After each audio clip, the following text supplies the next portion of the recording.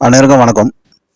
இப்போ ஒரு விஷயத்த சொல்லிட்டு போலான்னு பண்ணல. சும்மா ஒரு நிமிஷம் தான். நம்ம ஒருத்தவங்க வந்து பெரியார் வந்து தமிழ் காட்டு மிராண்டிஸ் அப்படின்னு சொல்லியிருக்காரு அப்படின்றத பார்லிமெண்டத்தில் அம்மையார் நிர்மலா சீதாராமன் அவர்கள் சொல்லியிருக்காங்க.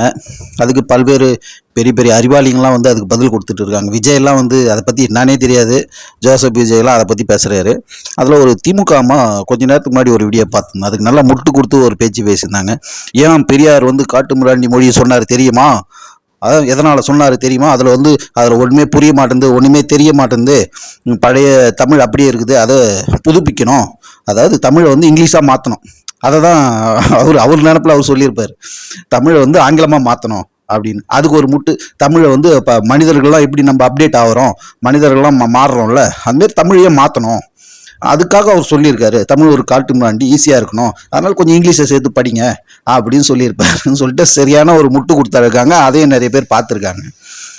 இதில் எனக்கு ஒரு வந்த காமெடி என்ன விஷயம்னா, நீ இது மட்டுமா இப்படி மட்டுமா முட்டு கொடுப்பீங்க? அவர் சொன்னது எல்லாம் வந்து அவர் இதில் வந்து பொதுவாக வந்து அவர் தெலுங்குன்னு பல பேர் வந்து விமர்சனம் பண்ணுறாங்க. இல்லைன்னு சொல்ல ஓகே இருக்கட்டும். ஆனால் அவர் தெலுங்கு கிறிஸ்துவர் அப்படின்றது தான் அதில் ரொம்ப முக்கியமான விஷயம். இது நிறைய பேருக்கு தெரியாது. சும்மா வந்து தெலுங்குன்னு போட்டு அவரை போட்டு நாஸ்தம் பண்ணுறது பார்த்தீங்கன்னா நான் கூட அப்படி அது யாரெல்லாம் அப்படி நினைக்கிறாங்களோ அந்த வியூவில் பார்த்தீங்கன்னா நான் கூட அப்படி தான் வருவேன். ஆனால் என்னை பொறுத்த வரைக்கும் நான் தமிழர் தான். நீங்கள் எப்படின்னா வச்சுட்டு போங்க, அதை பற்றி நமக்கு ஒன்றும் கவலை இல்லை.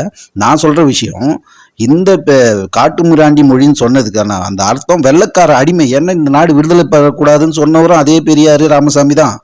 அதனால் இவங்க எப்படின்னா முட்டு கொடுப்பாங்கன்னா இது எங்கே வந்து முடிக்கிறேன் அப்படின்னா, இவங்க திருக்குறளை எழுதினவர் யாருன்னு கேட்டால் கடைசியில் இந்த லியோனியை வச்சு நம்ம பாடத்துலலாம் கற்றுக் கொடுத்துருக்காங்கல்ல இந்த இதெல்லாம், அதுபோல் திருக்குறள் எழுதியவர் ராமசாமி, பெரியார் ராமசாமி அப்படின்னு நாளைக்கு இன்னும் ஒரு யார் காலத்தில் சொல்லுவாங்க தெரியுமா?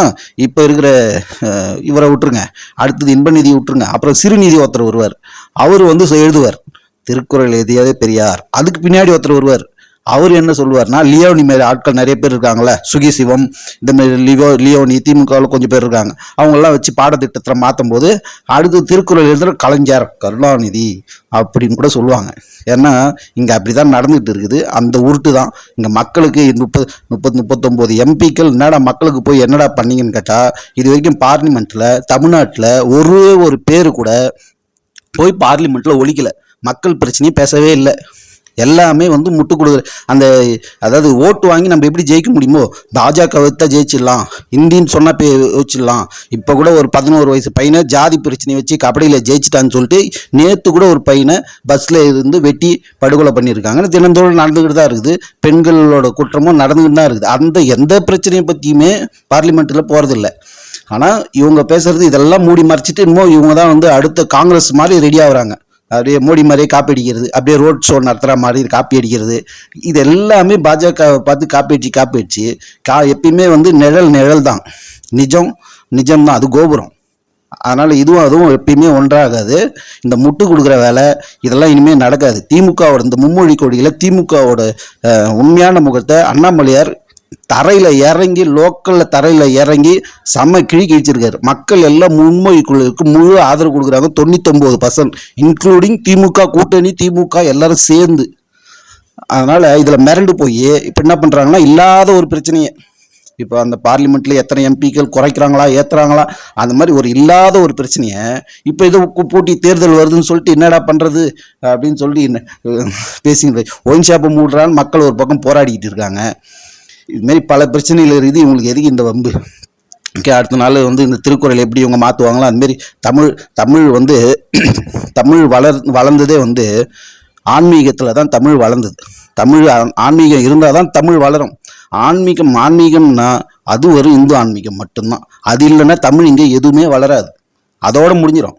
நீங்கள் தமிழ் ஒரு அடையாளம், அது தமிழுக்கு அடையாளமே அந்த இந்து மதத்துலேருந்து கொடுத்தது தான். அதை முதல்ல தெரிஞ்சுக்கணும். இல்லைன்னா அதுவும் அழிஞ்சு போயிடும். எல்லாமே தெய்வங்கள் இருந்து தொடங்கிறது தான் இந்த மொழி. அது புரியலைன்னா இந்த மந்தைங்களுக்கு புரிய வைக்கவே முடியாது. அது மக்களாக தான் இருக்கும். அந்த மக்கள் தன்னை புத்திசாலியாக நினச்சிக்கும். பிடிஆர் எப்படி தன்னைத்தானே டபுள் வாட்ச் ஏதோ பட்ட பேர் இருக்குது வரல, அவர் தானே இப்போ வந்துப்பார். எல்லாரும் முட்டாள்கள், நான் மட்டும்தான் அறிவாளி. இங்கே எந்த யாரையுமே இகழ்ச்சியாக பேசவே கூடாது. ஒருத்தனுக்கு அறிவு கொஞ்சம் அதிகமாக இருக்கும், கொஞ்சம் கம்மியாக இருக்கும். இந்த இடத்துல நம்ம தான் அறிவாளின்னு சொல்லிட்டு பேசுகிற இந்த மாதிரி திமுக பெரிய ஆட்களுங்களாம் இது இப்படி தான் இருக்கும், இப்படி தான் புரிஞ்சுப்பாங்க. வந்த 2024 தேர்தலில் மக்கள் தெளிவாக இருக்கிறாங்க. பாஜக ஜெயிக்குது. ஒரு விஷயத்தில் இதையும் பேசிடுறேன். ஒரு மாநில தலைவர் அண்ணாமலையார் ஒரு ஒரு போலீஸ் வேலையை உதறிட்டு இங்கே வந்து மக்கள் சேவை செய்ய வந்திருக்காரு. அது பெரிய விஷயம் இல்லை. நிறைய பேர் வருவாங்க, செய்வாங்க. எவ்வளோ பேர் இருக்காங்க, நேர்மையான ஆட்கள் இன்னும் நிறைய பேர் இருக்காங்க, எல்லாம் ஓகே. ஆனால் தன்னைத்தானே வருத்திக்கிற தலைவர் யாருன்னா இருக்காங்களா? யாருன்னா இருக்காங்களான்னு கேட்டால் எனக்கு கண்ணுக்கு எட்டின தூரத்துக்கு யாரும் இல்லை. நம்மளாம் ஒரு நாள் மலைக்கு சில பேர் வந்து மலைக்கு மாலை போட்டிருப்பான்.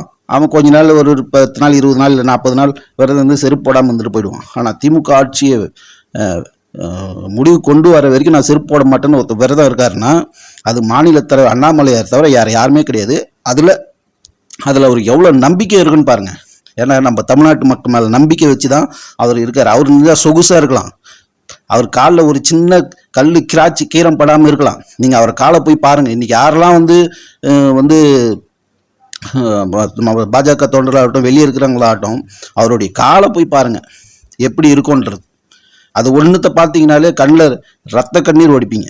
அதெல்லாம் இருக்கவும் முடியாது. ஒருத்தர் ஒரு நல்ல லைஃபுக்கு போயிட்டு ஒரு கஷ்டப்பட்டு மேலே எடுத்துக்கு வந்து ஒரு நல்ல லைஃபுக்கு போயிட்டு திருப்பி அவர் எப்படி நம்ம காந்தி அவர்கள் எப்படி கோமணத்தோடு இருந்தாரோ ஒரு வைராக்கியத்தோட நம்மளுக்கு கோட்டு இதெல்லாம் வேணாம் அப்படின்னு சொல்லிட்டு அதுபோல் ஒரு காலனி அணியாமல் இருக்கிற ஒரு தலைவர் எங்கன்னா பார்த்துருக்க முடியுமா?